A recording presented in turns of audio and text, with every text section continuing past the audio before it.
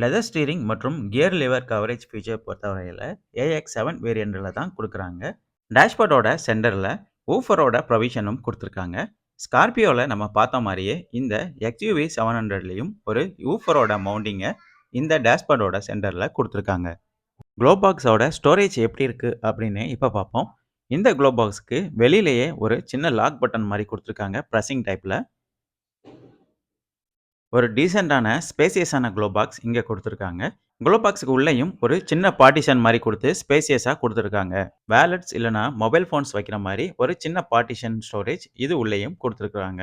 மத்த வெஹிக்கிள்ஸ் கூட கம்பேர் பண்ணையில இந்த XUV 700ஓட டிசைன் மற்றும் இன்டீரியர் ஸ்பேசியஸ் ரொம்ப நல்லாவே இருக்குது அப்படின்னு சொல்லலாம். லக்ஸரியான இன்டீரியர்ஸ் மற்றும் ஓவர்லோடடான டெக் ஃபீச்சர்ஸ் இந்த வண்டியோட ஹைலைட்டட். இந்த டுவல் டோன் பிளாக் மற்றும் சாண்ட்விச் கலர் காம்பினேஷன் வண்டியோட இன்டீரியர் லுக்க ரொம்பவே லக்ஸரியா எடுத்து காட்டுது.